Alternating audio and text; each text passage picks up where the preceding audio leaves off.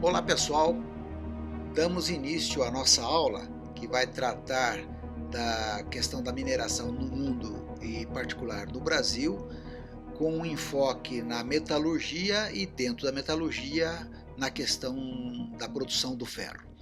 Então, minerais nós entendemos que é todo produto sólido cristalino utilizado pelo homem para a dominação da natureza, para os seus serviços, né? E minério é aquele mineral que é possível se extrair algum metal pelo processo de fundição.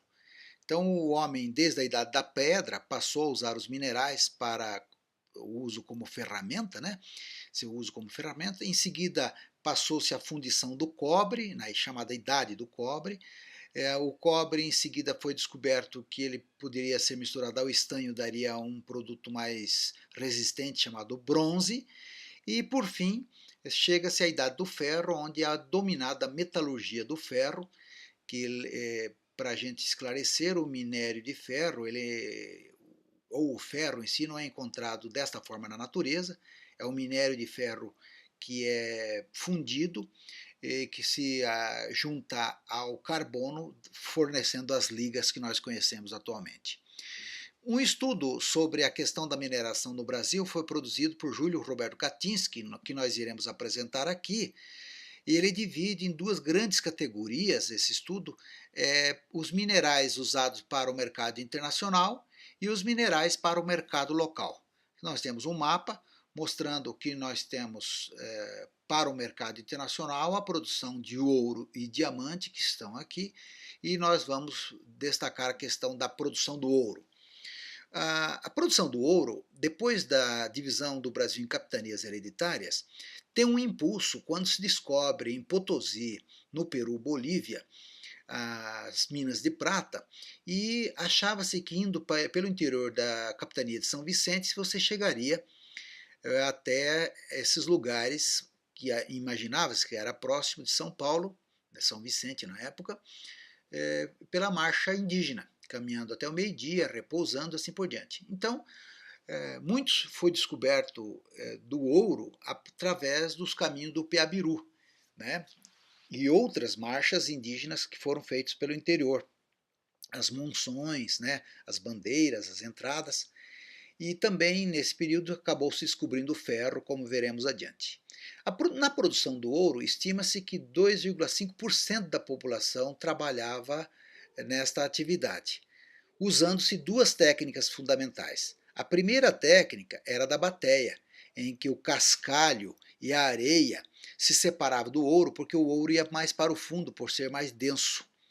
Depois, uma técnica acessória foi usada, que aonde tinha ouro misturado com o cascalho, se juntava o mercúrio a ele, fazendo com que houvesse uma massa única, uma amálgama do mercúrio com o ouro, e aquecido esse prato de cobre no fogo, o mercúrio acabava evaporando. Evidentemente que essa evaporação eles utilizavam técnicas para reaproveitar para fins de reuso desse mercúrio em outra amálgama com o ouro.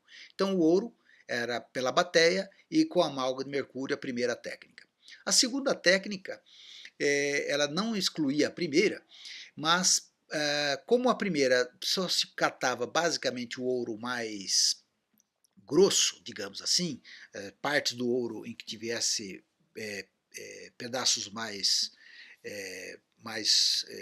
volumosos, nós temos a técnica em que envolvia uma pele de animais, no sentido contrário, em coxos, e o material era tirado das encostas, pedras, e eram trituradas e passado por esses pelos, por essas peles, melhor dizendo, de animais, e nos pelos ficavam retido então o ouro, tanto fino como grosso. E aí era batido essa pele, caía no chão e pelo processo novamente de amalgamento com o mercúrio era separado dos demais impurezas, e aí nós tivemos com essa segunda técnica uma grande produção de ouro no Brasil.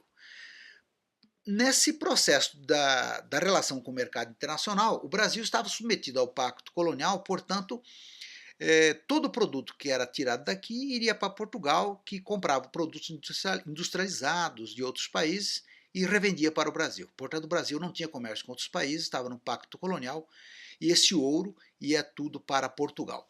E aqui nós produzimos também topázio, ametista e diamante, que também tinha a mesma função do ouro. Um detalhe interessante é que pelo uso do mercúrio muita gente ficava doente, se envenenavam por isso, mas as justificativas eram tanto mitológicas como religiosas para dizer que era problema do pecado, e, enfim, que justificava porque que escravos e homens brancos ficavam doentes. Portugal, tendo em vista o pacto colonial, impede aqui que ourives trabalhassem aqui também manufaturas, porque o perigo era de que esse metal poderia ser transformado em um comércio local com fabricação de joias e ornamentos, e isso daria condições de independência para o Brasil. Então, desde logo, foi proibido qualquer produção mais avançada, com técnica mais avançada aqui no Brasil. Do mercado internacional, vamos analisar os minerais para o mercado local. O primeiro produto que analisamos é o sal, que era usado pela técnica de evaporação desde o Maranhão, passando por Mossoró, no Rio de Janeiro, até Mossoró, Rio Grande do Norte, a Cabo Frio, no Rio de Janeiro. Era usado para alimentação humana e animal e também como conservante de carne. Hoje em dia, também é usado para isso, mas o sal é usado mais para a extração do cloro para a indústria química. Em 1631, o governo português ele monopoliza a produção do sal, tendo em vista o interesse de arrecadar recursos. Então, só algumas pessoas haviam concessões para a produção do sal. Depois, mais tarde, o governo português acabou usando da exclusividade. Só o governo, com seus funcionários, poderiam extrair o sal. Isso resultou em escassez, né? Não era possível atender todas as demandas, o consumo de sal aumentou muito, ocasionando revoltas e instalações de processos clandestinos para a obtenção do sal. Que processos eram esses utilizados tanto pelo monopólio do sal como pelas instalações clandestinas? O sal era armazenado em barragens próximo do mar, deixado ali evaporado, para evaporar. Assim que ganhava uma certa densidade, era passada para um chocador, que era um espaço de menor profundidade. Nova evaporação passava para um espaço de menor profundidade ainda, chamado cristalizador, e aí com pás era removido da cristalização apenas o sal. Essa técnica foi usada até o século XX e castigava muito quem trabalhava na produção do sal. Também no mercado local, a produção de minerais para o mercado local, temos a produção de enxofre e salitre, que era muito usado nas regiões interioranas do Brasil para a produção da pólvora, que era usada em fogos de artifícios. Não temos muitos estudos sobre quantidade, mas um destaque interessante é que a pólvora era usada basicamente para os festejos com fogos de artifício. Também nós temos um detalhe que chama a atenção, é que para o mercado interno nós temos a produção de ferro, que de certa forma foi tolerado pelo governo central de Portugal. Por que tolerado? Porque nas regiões litorâneas, quando chegasse os lingotes de ferro trazidos de Portugal, os ferreiros do litoral transformavam esses lingotes em ferramentas, né, de utensílios, armas, ferragens, etc.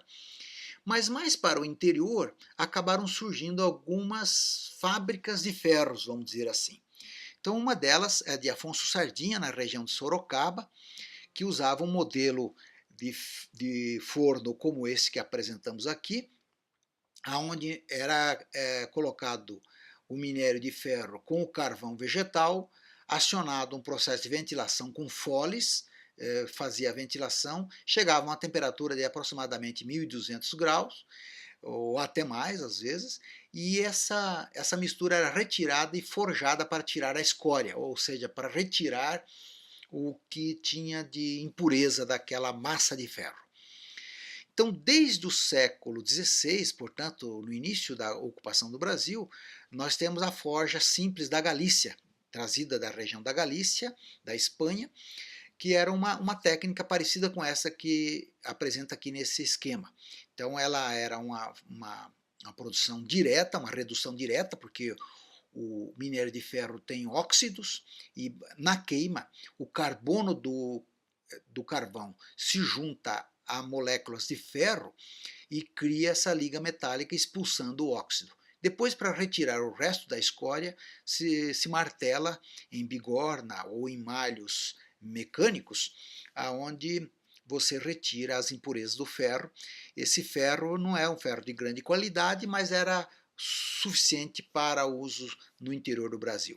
Mais tarde vai surgir o forno catalão, que consegue um pouco mais de temperatura, e o forno catalão tem um fenômeno de diminuir bastante a quantidade de escória, e ele tem também uma temperatura mais elevada. Também nós temos a presença aqui no Brasil, nessa época, de metalurgistas africanos, com técnicas africanas que, lamentavelmente, foi desaprendidas porque o governo português não deixava escravos e indígenas aprenderem a técnica da metalurgia por perigos óbvios de fabricarem ferramentas, buscarem a independência ou a fuga, assim por diante. Então, a metalurgia, nessa época, era em baixa temperatura, mais ou menos 1200 graus, e mais a forja, que era bater o ferro, ou bater aquela massa, né, de ferro que depois tornaria um chamado ferro doce. E era usado para utensílios, ferragem, arma de fogo. O ferro era quebradiço, tinha uma certa maleabilidade, mas não muito como o aço atual, por exemplo. E era produzido sempre longe do litoral, fugindo da fiscalização. Aqui nós temos um exemplo da forja catalã, a ventilação forçada aqui do lado pelo fole, o minério de ferro aqui, o carvão vegetal aqui, funde essas duas partes, né, gerando essa massa de ferro que vai para a bigorna, para a retirada da escória, ou seja, da impureza. Depois de 1808, com a vinda do governo português para o Brasil, começam a surgir os primeiros alto-fornos, que chega a 1600 graus, onde tanto a escória como o ferro com o carbono se tornam líquidos e a separação é mais fácil, apesar de que esse processo gera uma liga com bastante carbono e quebradiço, mas dá para fazer fusão ou fundição de peças inteiriças, mas os lingotes tirados desse processo poderiam ser purificados com oxigenação e queima forçada, gerando em torno de 1200 graus depois dessa produção, que geraria então o aço. A gente vai ver mais detalhes adiante. Contudo, essa produção desta forma, com essa técnica, era para o mercado local e o atendimento das necessidades interioranas do Brasil eram mais do que suficientes. Além do ferro, a produção, o uso de minerais no Brasil também era para a construção civil.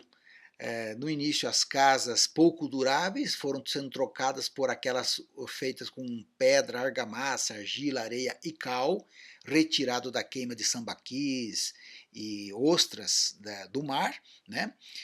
Era usado muito o arenito, porque era um produto fácil de manuseio. Em Minas Gerais, além do arenito, também foi usada a pedra-sabão para fazer obras, tubulações de água, recipientes domésticos. E em Goiás nós temos notícias de placas de mica foram usadas em janelas.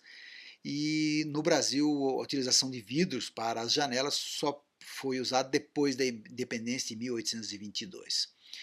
Então, esse foi a análise que nós fizemos do mercado internacional e mercado nacional da mineração, né, da produção de minérios no Brasil. Minérios para internacional, basicamente o ouro, depois o diamante e um pouco de prata, e minérios para o interior, para a construção civil, o sal e também a produção de ferro.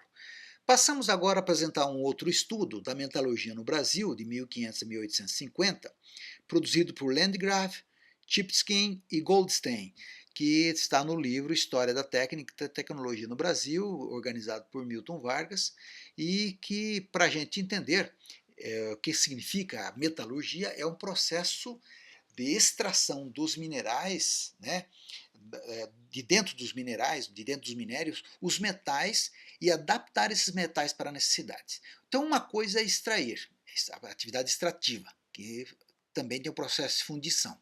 E outro processo é conformá-los às necessidades, fazer ferramentas, a refundição para criar mais dureza, mais maleabilidade, de acordo com as necessidades do mercado da época, né? O ferro, a gente sabe agora, na época, quem produzia metalurgia baseado apenas na técnica, do bom senso comum, não sabiam, mas para a gente entender é importante saber que o ferro ele é uma liga que tem as moléculas de ferro juntada com o de carbono, portanto, aqui nós temos a liga, né, metálica, mas também quando se produz ferro temos a escória, que são outros elementos químicos ou o processo de sobra dessas ligas de ferro e carbono, então que nós chamamos de escória. Então, um tipo de ferro que era produzido no Brasil na época colonial era o ferro doce, pelo processo direto. Você juntava o minério de ferro mais o carvão que dava para essa liga o carbono e também procedia a queima, né? O carvão tinha duas funções, produzir a queima e ceder o carbono. E mais o aquecimento na faixa de 1.200 a 1.300 graus, isso era gerado uma escória, e que era retirada na forja. Então você tem o minério mais o carvão, 1.200 graus, a escória e a forja. Você, após tudo isso, gerava o ferro doce. Um outro conhecimento que nós temos hoje é que é possível produzir a gusa, que é o minério de ferro, mas o coque. O que é o coque? É um carvão mineral tirado dos elementos voláteis, ele é endurecido, que para ele se soltar ele tem que ser mais aquecido, para se tornar líquido ele tem que ser bastante aquecido, e com isso ele faz com que a separação da escória do metal utilizado seja mais eficiente. Então, minério mais o coque precisa de 2.000 graus, gerando uma incrustação de carbono na faixa de 2 a 5%. Então esse é o ferro gusa, que é um ferro quebradiço, mas moldável em peças duras, bastante resistentes. O aço pode ser tirado de duas formas, com o minério a mais ou menos 1.500 graus, que reduz a quantidade de carbono na faixa de 0,008 a 2%, portanto nessa faixa tem menos carbono e ele se torna mais maleável.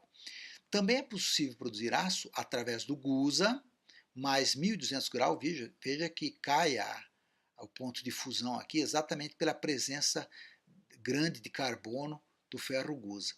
Então, o aço, na segunda forma de produzi-lo é gusa, mais 1.200 graus, mais ou menos, não é isso? E que gera, então, uma consistência de 0,08 a 2% de carbono. Então, é um ferro maleável, nós chamamos de aço. No período de 1500 a 1700, nós temos no Brasil os famosos engenhos de ferro. Muitos deles vão ser suficientes para o interesse interiorano, mas não servirão para a produção crescente das necessidades do Brasil, sobretudo depois da independência. Então era exercido por artífices ferreiros que aprendiam essas funções uns com os outros. Não havia no Brasil corporações de ofício para essa aprendizagem. A aprendizagem era negada para escravos e índios, e nos engenhos de açúcar a fundição basicamente era de cobre e o pouco de ferro que vinha de Portugal nos lingotes era refundidos para fazer machados, enxadas e foice e outras ferramentas. Nós temos uma metalurgia extrativas, sobretudo em Sorocaba, como nós já falamos, Araçoiaba, que é um morro onde tinha bastante minério de ferro, produzido primeiro por Afonso Sardinha em 1597, depois por Diogo Quadros. Todas essas produções foram incentivadas pelo governo geral. Veja que nós temos uma contradição. Apesar de várias proibições do governo, ele incentivava mais para o interior a produção de ferro porque não chegava ao abastecimento do ferro vindo de Portugal. Essas experiências não duraram mais que 30 anos e foram à falência o alto custo da produção de ferro. Depois a gente vai analisar quais os motivos. No período de 1500 a 1700 ainda, continuando, era um processo de redução direta do óxido que tinha dentro do ferro, as forjas eram da Galícia e a forja catalã. Nesse período na Europa, no século XVII, se desenvolve o ferro fundido, né? Muito usado o ferro fundido para a produção de canhões, né? A fusão de ferro fundido é o mesmo Gusa, né? Fusão em 1500 graus, agrega carbono não forjável, peças inteiras para ser refundidas em temperaturas mais baixas que podem se transformar em aço, como nós já vimos. Na Inglaterra, os nobres e ligados ao rei trabalham muito na atividade extrativa de grande produção de ferro, enquanto que a pequena burguesia nascente passa a trabalhar nas pequenas forjas, nas produções artesanais, na transformação. Então, o ferro maleável feito pela pequena burguesia passou a ser de amplo consumo pela população, gerando grandes lucros para essa burguesia. No Brasil, as novas forjas surgem na periferia, porque o governo controla no litoral, né, essa por conta do perigo da independência econômica e do perigo da produção de armas, né. De 1700 a 1800 nós chamamos de século do ouro, onde o que é importante na produção do Brasil é o ouro, como nós já vimos, e continuam os metalurgistas africanos a produzir pelo processo de cadinho, que é uma produção pequena para uso de fabricação de pequenas ferramentas, e muita gente vai começar a usar essa fundição do ferro mais para o interior do Brasil, como falamos, não tanto no litoral, onde estavam as principais cidades e a fiscalização do governo. Em São Paulo, como nós falamos, no Morro da Araçoiaba, temos a produção de ferro, que uma produção que acontece depois de 1700, vários metalurgistas africanos, mas essa experiência também dura pouco. Depois vamos entender por que dura pouco essa experiência, apesar do minério de ferro ter uma certa abundância no Morro de Araçoiaba. A opulência do ouro retarda o surgimento de novas fábricas de ferro aqui, porque todo mundo ia atrás do ouro e a fundição do ouro. A proibição de manufaturas no Brasil a partir de 1795, exceto da metalurgia, porque se entendia que era muito necessária as fábricas de ferro para ser complementar à produção de ouro. Nesse período, na Inglaterra, acaba a madeira, que era usada para a produção do carvão vegetal, que era usado nos fornos, e aí a Inglaterra desenvolve então o coque, que é a solidificação do minério, do carvão mineral, e por um processo chamado pudlagem, onde se usa barra de ferro de outras produções para fazer um processo de mistura e agregação em torno daquela barra, que foi uma técnica que juntava então a questão do coque, de alta fusão e separação da escória muito mais rapidamente, em grande quantidade, produção em grande quantidade mesmo, em fornos altos de 8 até 15 metros de altura, e isso vai fazer com que a Inglaterra ganhe dianteira na produção mundial. E além disso, a máquina a vapor passa a ser usada na injeção do ar para a queima, a injeção, portanto, do oxigênio, que diminuía em grande quantidade o carbono da mistura do ferro, ficando um ferro com pouco carbono, com grande quantidade de utilização como metal. Então, nessa época, por uma questão de política comercial, os colonos portugueses preferiram acordos benéficos de venda de seus produtos agrícolas, enquanto que Portugal também exportava seus ferros com bastante vantagens econômicas para a Inglaterra, e esse ferro chegava muito rapidamente aqui no Brasil. Então o ouro brasileiro, de certa forma, financiou o desenvolvimento da produção da metalurgia inglesa e, portanto, o ouro brasileiro, por esse processo, financiou a Revolução Industrial. Vamos analisar o período de 1800 a 1850, segundo esse estudo que nós estamos apresentando aqui. Nós temos, a partir de 1808, a abertura dos portos e a permissão de fábricas no Brasil. Também há um renascimento agrícola e também uma proteção tarifária feita por Alves Branco, que cria restrições da vinda de produtos industrializados de outros países. E aí, nesse período também, José de Bonifácio de Andrade e Silva que é um mineralogista, um primeiro metalurgista e grande metalurgista brasileiro, traz a palavra tecnologia, que era usada na Alemanha, para o Brasil, já passando a discutir a produção metalúrgica no Brasil. Nesse período de 1800 a 1850, com essa permissão de fábricas e novos empreendimentos, nós temos 5 grandes categorias de empreendimentos metalúrgicos no Brasil. As forjas rudimentares no interior de Minas, Bahia e Maranhão, para a produção de machados, ferraduras e espingardas, através da redução direta do ferro doce, né, suficiente para os interesses interioranos. Surgem as fábricas reais, patrocinadas pelo Estado, pelo governo real, né? Mas não são lucrativas. E novamente na mesma região de Sorocaba, no Morro de Araçoiaba, a fundição de Ipanema funciona até 1860. Já é a 4ª tentativa de produzir ferro nessa região, sem sucesso. Em 1812 é produzido ferro fundido pela primeira vez no Brasil por a produção particular de Ferreira da Câmara, em Minas Gerais.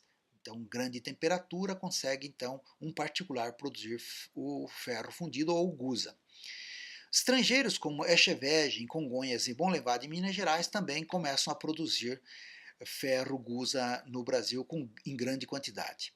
E, ao mesmo tempo, nas cidades, surge a indústria de fundição ou refundição daquilo que era produzido pela maneira extrativa do mineral de ferro em centros urbanos com ajudas ou produção para as indústrias. Então nós temos uma soma da tarifa protecionista do capital, que não mais é empregado no tráfico, né? Passa a ser lentamente empregado na produção interiorana e no litoral também, e a vinda de imigrantes com especialidade na área de produção de ferros, como Echevege, Monlevade e outros, fazem com que tenhamos um crescimento na produção metalúrgica no Brasil nesse período. Também nós temos o investimento de Visconde de Mauá, ou Barão de Mauá, na produção no Rio de Janeiro, em Ponta de Areia, com a sua fábrica com mais de 1.000 operários, produzindo ferro, bronze, diversos produtos da mecânica, usado também para fazer velame, para barcos de navegação, a galvanização de ferro. Essa é uma indústria bastante grande, uma primeira grande indústria da transformação mecânica pelo uso de ferro e outros metais para os interesses nacionais, bélicos e tudo mais. Então, nesse período nós temos uma evolução, desde o cadinho, passando pela forja catalã, pelo malho de forjamento, até os alto-fornos, que vamos ver em pequenas imagens aqui. O cadinho africano era muito utilizado, como vê nessa imagem, para o aquecimento direto. Nós temos a forja catalã através da roda ou trompa d'água, que nós temos a trompa d'água, em que a água armazenada, uma certa quantidade aqui em cima era solta, forçava o ar, que soprada muito fortemente aqui, elevando-se grandemente a temperatura, produzindo ferro de boa qualidade. Depois desse sopro, é novamente aberto aqui, escoava-se a água e o processo retomava. E isso era uma tecnologia vindo da Espanha, da região da Catalunha. Como nós temos da região da Galícia outras experiências de ferreiros de lá, como também da região de Biscaia. O malho, que também vem um conhecimento que vem da Espanha, é uma peça de madeira revestido com ferro, girado por uma roda d'água, que um eixo que faz a produção do levanta e baixa, e com isso facilitando o golpe na massa de ferro que está aqui embaixo para tirar a escória, diminuindo o esforço humano e também produzindo em grande quantidade. Nós temos, por fim, os altos fornos no Brasil, a partir de 1800. Aqui nós temos imagem de altos fornos na região de Ipanema, em Sorocaba, que foi construído e ele não chegou a ser utilizado completamente, porque descobriu-se aí pela química, pela informação da química, que não era mais possível produzir ali na região de Sorocaba, que já vamos ver adiante por quê. Então, no Morro do Pilar, em Minas Gerais, se produzia lingotes de 45 kg, que após o refino e a queima com oxigênio forçado, reduzia essa quantidade de carbono e impurezas, e virava-se 22 kg desse lingote. De 1850, 1800 a 1850, portanto, nós temos na Europa o surgimento de altos fornos de 15 metros com a pudlagem, que passa a ser incapaz de atender a grande demanda de ferro no mundo inteiro. Nesse período, surge a ciência da química, que junto com a técnica da produção metálica vão desenvolver processos que nós chamamos de tecnologia. Então, parte da análise química e da termodinâmica vai entrar na produção metalúrgica, produzindo o famoso ácido líquido. No Brasil, tínhamos uma produção de ferro não muito maleável, mas o suficiente. E com o tempo, os fracassos e os acertos vão ser ajustados com a descoberta, com a vinda da ciência, né, sobretudo da química e da termodinâmica, para resolver os problemas.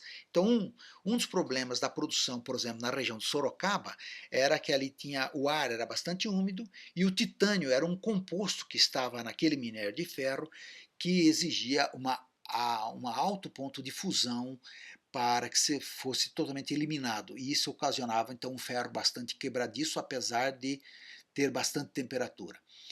Conclusão: o Brasil, o atraso técnico entre o volume e o processo técnico em relação à Europa do Norte e os Estados Unidos se deve, primeiro, à mão de obra qualificada, que não permitiu seu desenvolvimento aqui, o papel clássico da colônia, que não permitia o desenvolvimento de produtos daqui, obrigando a gente a comprar o que tinha de Portugal, e quando se pensa em começar a produzir, a técnica não é suficiente porque os ingleses já estavam com a tecnologia produzindo em grande quantidade essa metalurgia deles, em grande quantidade de ferro e aço e gusa, matando as nascentes forjas que existiam no Brasil.